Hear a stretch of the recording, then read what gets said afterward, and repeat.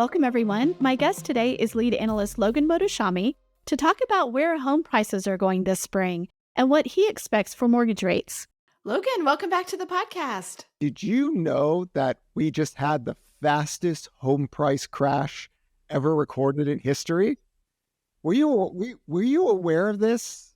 That's so surprising considering we just wrote about the Case-Shiller Price Index and we've been watching that. Okay, let's dig in here. Why? How is it that somebody could look at any of the data and say that? I thought about this. In my next life, I'm gonna be a doomer. Like, I'm gonna be one of these doom people and just like take charts and misrepresent them. And I could do it better. Like, I was looking at this, I was thinking, okay, they do it this way. I wouldn't actually do it this way. I would put this here and this here, and and unfortunately for this group is that the academic world doesn't really call other people out like I do. So I always, because of the audience that we have, I try to highlight this so people can understand that this isn't actually factually true and that this is a tactic done, because we all know like the doom and gloom, like YouTube is like bat crazy, but they get a lot of viewers. And it's always been entertaining to me to watch people who actually don't track housing talk about housing. It's just like, I'm just laughing. I'm almost cracking a rib. Like, some of the charts they make up are just hilarious. It's all going to be part of the book, by the way, when this is all done. But here was. But even for our audience, I mean, they want to know what are home prices going to be doing this spring. So I talked to Mike Simonson last week of Altos Data about home prices where he saw it. So it's not just crazy people on YouTube who might be fooled by this. Crazy people take advantage of what people want to know and doom sells in that. So it's funny because a lot of people that actually aren't even home buyers per se, they just cater to this thing. So it's fascinating to me, but it's also been part of my education over the last 12 years. So what's occurred right now is that there's the census data that takes the median sales price. Now, the reason why people don't really use the median sales price, they like to take the Case-Shiller, FHFA, Zillow, Black Knight, Freddie Mac, Fannie Mae. It's more of an average to give you because a median sales price could be distorted. So what's occurred is that the new home sales sector, the median sales price has fallen a lot. So if you use that and then assume that the median sales price for existing homes is basically flat on a year-over-year basis from the peak to peak, then it looks like on paper it's the fastest home sale crash or home price crash ever recorded in history. And we all know demand is very low, so people just feed into that, even though there's nothing in the data lines that we have for the existing home sales market. This is why we always say Fight Club rules, Sarah. What are they? Number one, we don't talk about Fight Club, and we do not ever mix the new home sales sector data with the existing home sales sector, ever. I mean, this is a giant Godzilla monster here, and this is that like baby King Kong Suki guy that's coming out in the theater soon, okay? Very small, very big, averaging out, you go here. That's why we do existing home sales prices, Case-Shiller, Zillow, FHFA, Freddie Mac, AEI, all these things. And that's more traditional because like no serious housing person does it. So we dealt with this today. Like I know you saw that tweet where they flat out said it's the fastest crash going back decades using timelines. And it's just like, you don't even have to say anything. You just put a little emoji looking like this, thinking, and then you put the FHFA home price this, and it's tactical. It's not done like these people don't believe this, but it's a way to spread disinformation. And like, who does this? Like, I understand the Russian trolls doing it, right? They spread disinformation. There's a purpose. That's a state-sponsored, almost terrorist information act. But when American citizens do it, like, what are they doing? Right? So it's to engage in what I call doom porn. And doom porn works, man. I tell you, I always tell people I am so boring. Like, my stuff is so boring compared to like that stuff is so exciting and all hell is breaking loose. But it's just not right. So let's dive in. Where do you see home prices going right now and into the spring? So here's why we created the tracker, right? We created the tracker for everyone to get an idea, because by now, in 2024, we have all realized that there's no major home price crash coming. right? There's no 30, 40%. We're going to go back down to 2020 levels of home price. Obviously, now that we've had the biggest home sale crash ever recorded in history, and I've been very consistent on this, this is the lowest sales demand levels ever. Like, people like to refer this to the Great Financial Recession. The Great Financial Recession was just 12 to 14 months, and then sales started to grow. But we have a lot more people now, and our demographics are much better. So this, to me, is the lowest demand ever in terms of sales. We have people ready to go. It's just mortgage rates are high. And mortgage rates are high. Why? Because the COVID-19 policy by the Federal Reserve is to, and I've stayed consistent on this, their job is to depress home sales, right? And they've told us this. It's hard to get people to believe me on this, but if you actually take the Fed statements, it all makes sense. So here what we had is pricing was actually getting stronger than mortgage rates started to rise. When mortgage rates start to rise, the days on market has the ability to grow a little bit more in the future, like last year, and it cools down prices. Like, we had mortgage rates between 6 to 8% last year, and home prices still grew. But last year, the new listings data was trending at the lowest levels ever, and inventory wasn't really growing. Now it's different. Inventory is growing year over year, right? Not a mortgage rate lockdown person here, but higher rates, weakness in demand, days on markets can grow, pricing gets weaker. And the problem is that it's not such a fast event. It's not like what we saw toward the end of 2022. Like 2022, the second half, we had authentic home price declines with some velocity, with inventory at all-time lows, with monthly supply low. How did that happen? We had the biggest, fastest home sale crash ever recorded in the history of America. And mortgage rates went from 3 to 7%. So the product that was in the marketplace had anticipated a 3 to 4, maybe even possible 5% mortgage rate level. And then it just shot up that second round. In that second half of 2022, to me, if I had to die, I would just write a dissertation. That was the craziest thing ever, right? Of all the things that were happening with the data, because then all of a sudden, November 9th came. And November 9th was really critical. Why? Because I was like, home sales are crashing so fast that we're going to get to 4 million.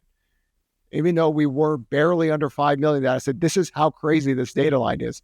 That means that we're going to find a bottom in sales, and then we just work off of, very low inventory and stable demand. Here we are again, demand is slowing down. We've had 5 straight weeks of negative purchase application data. It's not crashing like we saw, in 2022. So we're stuck here. So this is why we say the tracker now is actually more valuable, because if there's an inflection point, negative or positive, it tells us, and this was happening starting 5 weeks ago, and we're starting to see the effects. This doesn't mean home prices are going down 8 or 10 or anything like that. It just means that there's marketplaces where pricing pressure is more. I was on another podcast yesterday where I talked about, let's talk about the insurance issues in Florida. That's a very big variable. Why? Because the cost of housing goes up even more with weakness in demand and higher rates. And there's no real way to offset it in the existing home sales market, because you can't offer lower rates like the builders. So there's all these variables that go into it. And that's why we created the tracker, because the tracker now has had 5 weeks of negative forward trending data, but it's not escalating in any big fashion. So we just have to, it's a mud fight. I would say you're 2 guys stuck in a mud in a forest, and they're trying to punch each other, and it's just get, their hands are going. So it's one of these things. And this is why we always want to see the price cut percentages. If we saw authentic real stress in pricing, that thing's going to skyrocket, and it's going to go above 2022 levels. We've just stopped, and that's it. That's all we've done. We've stopped, and now we look like we're going to start to rise. And now the seasonal inventories start to rise. So then we work off of that equilibrium. Because what if mortgage rates go higher to 8%? What if they go back down to 6.5%? There's all these variables, and the economy doesn't stop for you. The economy is just this moving object. This is why you have to have live variables. I was talking about, I want to read people's models, how they get here, because if their models change on them, do they change with it? My argument has been that once I see somebody's model and the model goes against them and they still stick with it, that means they're not an authentic analyst. They're doing more of their ideological stuff. This is why we always say, numbers are the closest thing to the handwriting of God. That's what you said. So let's talk about some of the numbers that we got from Case-Shiller. So this was for December, and obviously things have changed a lot since then. But what we saw was that out of their 20 city composite, every single one of those had home price growth in December. And we spotlighted 4 different cities that had over 8% growth. So it was like San Diego. I don't remember all of them, but so there was definitely home prices in December at least were going up. So here's the thing about second half of 2023 data. I think the second half of 2023 data really shocked people because mortgage rates were heading toward 8%. But we were trying to highlight that, like, the craziest data line last year was that even with 8% mortgage rates, the year-over-year price cuts were actually negative 4%. The entire trend from 7.25% to 8%. Even my model, I was looking for like certain inventory levels, it never hit once. Like, that to me was a big deal. And I didn't even have a big bar. Let's see if that, like if I can't get 11 to 17,000 this year, oh my God, I'm gonna be so depressed. But we have inventory growing this year, not like it was last year. So this doesn't mean a price crash. This means that the supply and demand equilibrium. This is why we tried to highlight last year, the supply and demand equilibrium did not warrant any, price crash. But here, the pricing can get weaker. We have to use the 10-year yield. We have to use purchase application. Then let's just do a hypothetical. 10-year yield falls, right? Forward-looking data gets better. By the time it hits the data lines that we see traditionally, you guys all have an idea, because what we do is look out 30 to 90 days. And the next few reports are actually going to have, lower mortgage rates in them. So they're kind of old data, like the existing home sales report's old in that sense. So I probably have the lowest price forecast out of anybody out there for 2024, but I'm not a Fed pivot person. And I real home prices are negative for me in 2024 because I'm only working with a 2.3% national home price gain. I don't revise anything. I just do the tracker and let everyone know. So let's keep an eye on that going into spring, because we should be getting the seasonal spring increase. And, hopefully mortgage rates stay in that range that I've talked about for 2024, between 5.75 and 7.25. So far, that's been the case. And in that, you have a functioning market where people go, I can't afford a house at 750. I need 6.75. Okay. I can't buy or sell anything to that. You don't want that kind of response like we saw after the second half of 2022. So I'm hoping we stay in there and just let the inventory grow. Like, I am such a pro supply person. I'm not panicky. Like, people panic. Oh my God, inventory's up. And you see these percentage increases that people think like the pricing mechanisms is like breaking. They're not breaking, right? So we work with all the national data to give people a perspective, because basically the national data runs the trend. You have a few pockets, areas like Florida and Texas that are a little bit different, but you get a good sense of where things are going. So by the time you see it in the Case-Shiller report or any of these reports, they're old, right? We look out. We don't want to be there, right? And this time, if things change, and this is why the whole November 9th premise, hey guys, this could be it, right? We bounce, go, there we are. Prices aren't crashing anymore. So it'll take June or July before everyone figures this out. And it was June and July when everyone figured it out, so we don't want to be and that. And that was 2022, to be clear. That was November 9th, 2022. 2022. So yeah, 2022 going to 2023. So we'll track this every single week, and then everyone could visually say it, and then everyone's on the same page and not in we're having the biggest home sale price crash ever recorded in the history of America, because we use the census median sales price data. That has really nothing to do with existing home prices. So you and I were at several events last week in person. One of them was for realtors, mortgage people and realtors, and I'm going to an event today for realtors. And so one of the questions we always get, home prices is what people, if you're in real estate, if you're in mortgage, yes, but if you're in real estate, you have to know where this is going. So if you were putting a headline on this, instead of saying they're crashing, do you just feel like, expect home prices this spring to be stable, to be slightly up, to be about where they are? I would say if the trend keeps on continuing, the growth rate of pricing should cool, right? When we saw negative pricing in 2022, what occurred then? We had a massive crash in demand, and inventory, the slope of the inventory curve. When I do the NER tour, I always try to highlight, look what happened in 2022. Holy Toledo, the slope of the inventory curve was very fast. What also had? The slope of the price cut percentages also curved up. If you have that, then you have something to work with. We don't have that right now. All we've had is that we have stopped going down. The year-over-year data is pretty much where we were in 2023.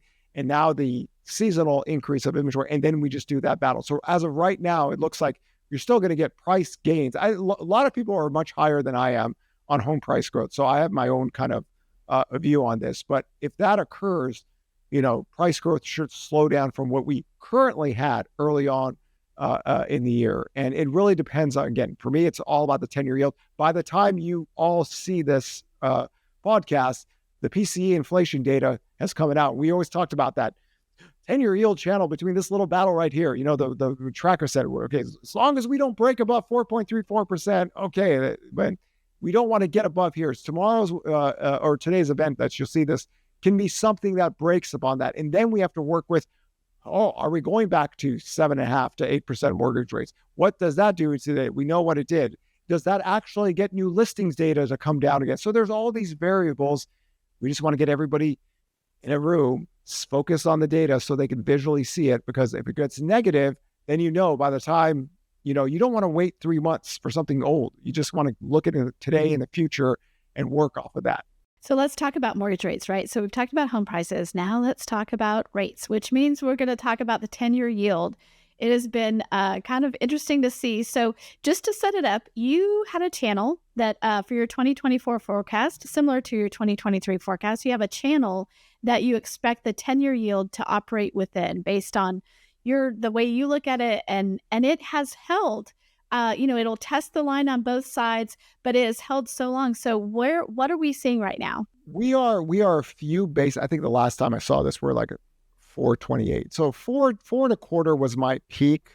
7.25 was my peak mortgage rate call for this year. And as long as I revolve around jobless claims more than inflation, and we'll have a good inflation story coming up in a little bit. If jobless claims go down and the labor market is fine and the economy, if the Fed didn't change their tune in terms of we don't want to be really restrictive, mortgage rates should be 7.5% to 8% today. If they kept with their stance that they did before, attack the labor market, attack the economy, attack Americans.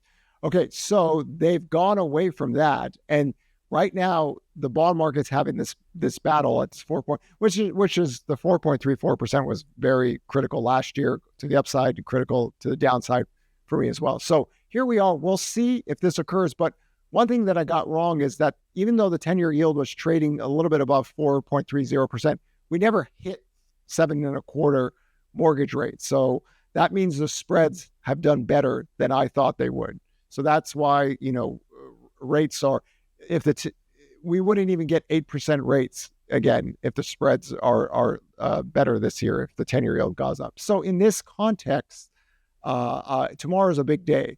And for me, it's always been, I try to explain this, the Fed's policy is a COVID-19 housing policy. They want home sales depressed. They don't want home sales to go up because of the fear of the 1970s. So it's hard to get people to understand this because, like Neil Kashkari said, the interest rate sensitive sectors are holding up well. We are back to 1995 purchase application data. So his version of holding up well, very disappointing, right? Can't get the job done. So there's just a difference between what people say. And it's just weird having a Fed president say that when everyone in America sees the data. They're like, well, what's wrong with him? Yeah, there's something wrong with him. So again, but if you believe like I believe that it's in their best interest to keep home sales down because the last thing they want. Oh my God, Sarah, who just bought a house, right? Who just closed on her home. Congratulations. If people buy homes, they'll buy stuff, right? And then if they're a young couple, they're going to have kids.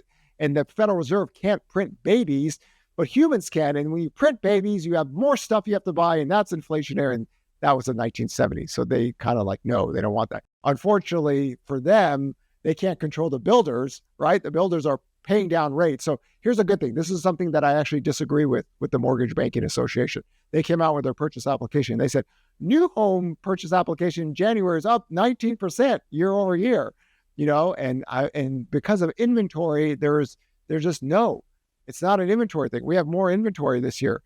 The builders are living in a sub 6% mortgage world, right? So imagine all of us thinking mortgage rates between 4.75 and 5.875, right? Like, what are we thinking? We're not having negative purchase application data. No, we're having positive purchase application. So it's a rate thing. And this is why I say the 10-year yield revolves around everything, because home sellers don't really cut rates like the builders do. Builders, again, sell their homes like a commodity. And that's why the 10-year yield at this point is really critical. If you want a better spring, you don't want this to break above 4.34%, because the Feds, it could get out of hand again, and the Fed's going to come back and go, oh, I don't know what's going on. Why is this happening? And we just waste time. Every day we get closer to death. We don't need to do this anymore. So hopefully it doesn't break, and we don't have to waste weeks or months debating this. And again, a lot of discussion about inflation, right? And the people are wondering, why hasn't the shelter inflation come to reality or rents? Because we see these apartments and disinflation, and here's 3 months free and everything. The BLS has their new rent index, and that thing's collapsing faster than anyone. They're like, what is this? So this is how much we're all nerds. We all try to figure this out because it looks really weird. And to me, what people have figured out from the BLS is that the BLS has said, well, we've changed the metrics a little bit to kind of weigh in single family rentals more than apartments. And there it is, right? That's why the BLS's own data really it's funny. The BLS's new rent index goes against the BLS shelter rent index. And there it is, because shelter inflation rents are holding up better for single families, but it's the apartments that were really coming down on some of the disinflation factors. And this actually does make sense why it's lagging. It always lags, but it's getting really really weird now on some of these data lines. So I don't believe they're going to change it, but there's finally an acknowledgement that, well, we kind of did this here. So we'll see how it goes in the future. But again, global pandemics, very inflationary. Then the disinflation happens. We see this in all the data line. It's really hard to accelerate inflation when wage growth is cooling down and the job quits percentages are back to pre-COVID levels. So wage growth is still very solid, but it's no longer going up. And this is why the Fed thinks, okay, they're really restrictive now with the cost of death and wage growth slowing down and inflation. The history of being very restrictive for very long periods of time is never good for the U.S. economy. This is the only reason they're talking about rate cuts, even just 3 rate cuts, is just to balance out the risk of the making sure that we don't go into a recession. So first of all, yes, I bought a house. I closed yesterday, really exciting. And I can confirm I am definitely in that camp of you buy a house, you are about to buy a whole bunch of other things. I've been to Home Depot 3 times since yesterday. I have to go buy a fridge. Fed hates you, Sarah. I'm stimulating the economy Sarah, all by myself. Can you write a letter to Neil Kashkari and tell him you're sorry? Because poor Neil Kashkari is going to come out at 6%. I mean, think about this. When mortgage rates got to 6.63%, the Fed came out and go, whoa, wait a second. They can't just take the victory. That's the thing. I always laugh with my bearish friends and say, listen, if you are a bearish American, Russian, or Chinese citizen, right, that's spreading disinformation campaigns about the U.S. collapse, the last thing you want is the 10-year yield to range between 3.37 to 3.80. That's my low barrier right there. And then have the spreads get better. In that means you get sub 6% mortgage. That means people are buying homes in America. You do not want that. Like housing leads in and out of the recession because the construction workers, oh my God, it would be the bane of your existence if that happens. This would be the land the plane, Jay. They're like, homie, we don't do that.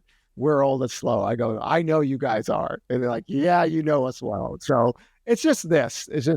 So let's talk about, I keep asking you this. We're going to keep revisiting this because from your perspective, and obviously we don't know what's going to happen tomorrow with the inflation.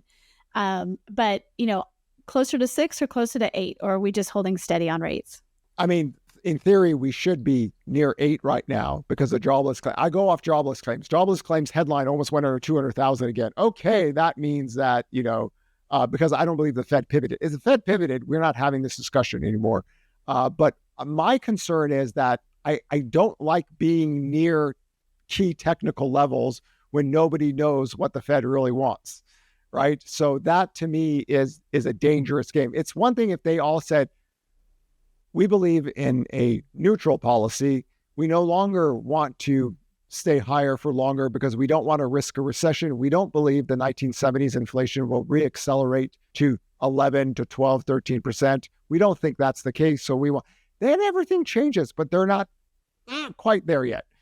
So the spreads are better. So that prevents maybe getting us to 8, but I'm just with claims data where it is and the 10-year yield here, technically speaking, there's risk to the upside because the market can anticipate or interpret, a report wrong, and you see how it goes. So we want to stay away before we get back to, 4%, below 4%, stay in this range between 3.80 and 4.25. That looks perfectly normal to me, but we are playing with fire, Sarah.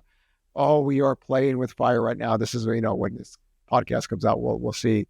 And we just don't need to do it. And unfortunately, we have one of those Federal Reserve members. So it is what it is. It is what it is. Well, Logan, thanks for being on, talking about home prices and 10-year yield and mortgage rates. We will talk to you again soon after we have more reports and see where we are. Yes, and I expect you to write an apology letter to Neil Kashkardi, the Minnesota Fed. If you want, give it to me. I'll send it to him, with some other stuff. And, we'll all of you apologize to Neil. All of you home buyers out there, you're making the lives difficult for the Fed. I mean, what are they supposed to do? They stay up at night. They're so afraid. Absolutely not. No, I'm stimulating the economy all on my own. This little part of Denton, Texas is like, wow, what's going on here? So thank you again, Logan. Talk to you soon. Thank you.